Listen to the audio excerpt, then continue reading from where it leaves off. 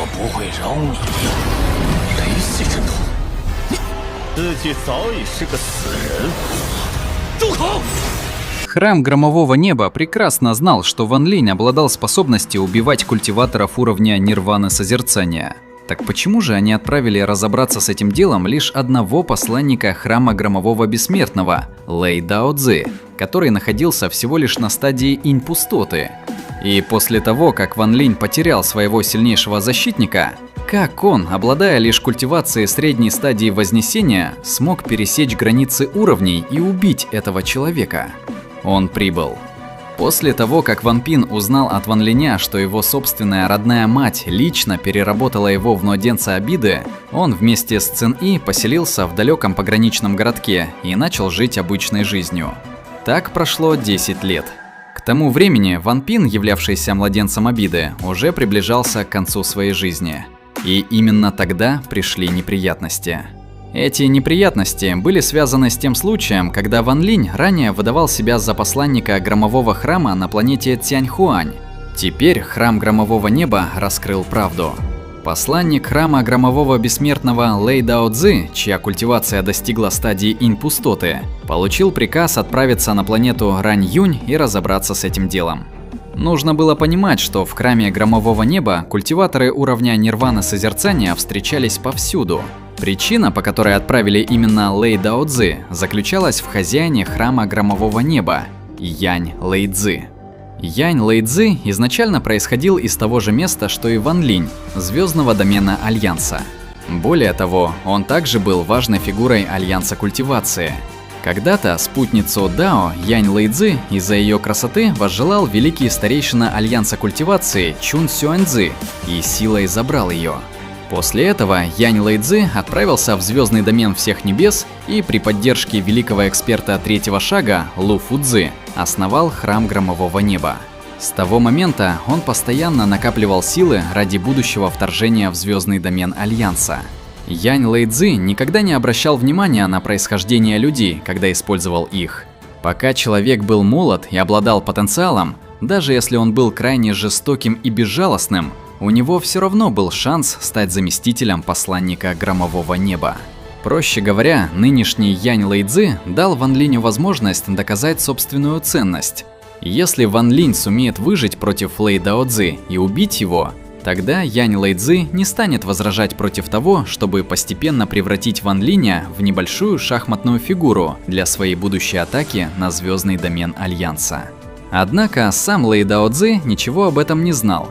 Если бы он знал, что Ван Линь ранее убил Хуань У Цина, то, несмотря ни на что, привел бы с собой нескольких помощников. После прибытия на планету Рань-Юнь, Лэй Дао Цзи сначала не смог обнаружить никаких следов Ван Линя, но случайно он столкнулся с Ван Пином. Этот невезучий человек не только раскрыл правду о том, что физическое тело Ван Пина было сформировано из ци меча, но еще и положил глаз на охранявшую его марионетку Инь Пустоты, намереваясь ее захватить. Позже Ван Линь прибыл как раз вовремя. Любой, кто касался обратной чешуи Ван Линя, никогда не мог рассчитывать уйти так просто. Не говоря уже о том, что Лэй Дао Цзи уже понял, именно Ван Линь выдавал себя за посланника Громового Неба.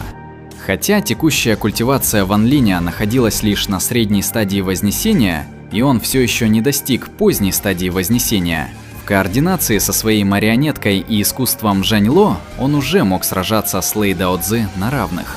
После этого Ван Линь достал флаг 10 миллиардов душ и призвал 3 души поздней стадии Вознесения, включая 4-ю душу. Но еще сильнее Лэй Дао Цзи оцепенел от 2 нитей меча Ци чистой нирваны внутри тела Ван Пина. Если бы Ван Линь использовал их, то даже если Лэй Дао Цзи не умер бы, он все равно остался бы калекой до конца жизни. В этот момент Лэй Дао Цзи начал умолять Ван Линя о пощаде. Но если говорить честно, а что он делал раньше? Когда он пытался отобрать марионетку Ван Пина, то был высокомерным и надменным.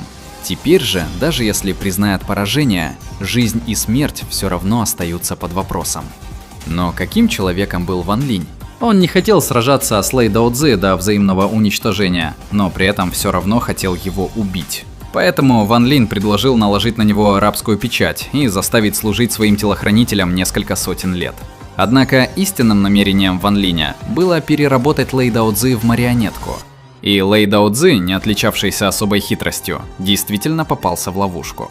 Он подумал про себя, что страшного в какой-то рабской печати. Когда в будущем его силы постепенно восстановятся, сломать ее будет так же легко, как перевернуть ладонь. Позже, после согласия Лэй Даоцзы, Ван Линь начал его переработку. Однако из-за того, что в глубине души Лэй Даоцзы испытывал чрезвычайно сильное нежелание, Ван Линь в итоге не смог переработать его в марионетку Бессмертного Стража. Иными словами, Лэй Даоцзы был напрямую переработан Ван Линем в ничто.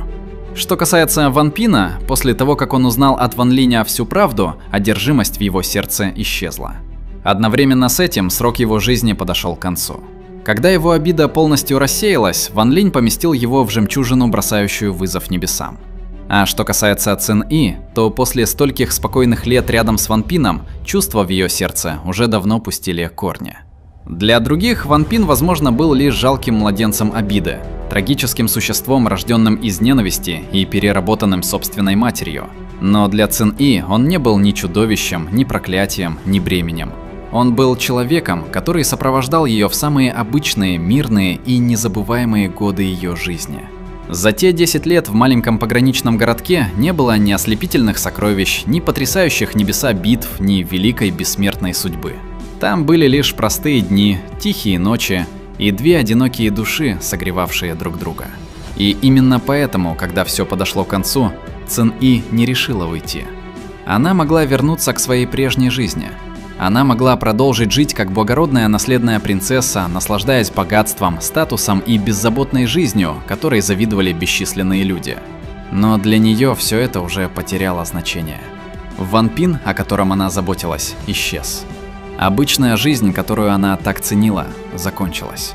Даже если бы она вернулась в мир смертных, ее сердце навсегда осталось бы в том маленьком городке, рядом с мужчиной, который уже исчез. Поэтому, в конце концов, Цин И сделала собственный выбор. Она добровольно отказалась от своей жизни, превратив себя в душу, лишь бы навсегда остаться рядом с Ван Пином. Это не была великая клятва. Это не было потрясающим небеса признанием в любви. Это был просто ее окончательный ответ. Раз она сопровождала его при жизни, то будет сопровождать и после смерти. Когда обида Ван Пина наконец рассеялась, а душа Цин И решила остаться рядом с ним, эта глава смертной жизни Ван Линя тихо подошла к концу. Его второе превращение в смертного не принесло ему большей силы на поверхности и не дало какой-то потрясающей божественной способности, но оно позволило ему испытать иной вид кармы, иную боль и еще одно прощание. И похоронив эту часть прошлого глубоко в своем сердце, Ван Линь снова ступил на путь культивации. Следующей его целью станет кость пожирателя Луны. А в это же время Тамилан, знаменитый маленький эксперт по доставке сокровищ, издалека направлялся с намерением схватить Ван Линя. К сожалению для него, каждый раз, когда кто-то приходил к Ван Линю с жадностью в сердце, в итоге он обычно сам приносил сокровища прямо в руки Ван Линя. Подумать только, Лэй Даоцзы был на одном уровне с Хуаню Цином.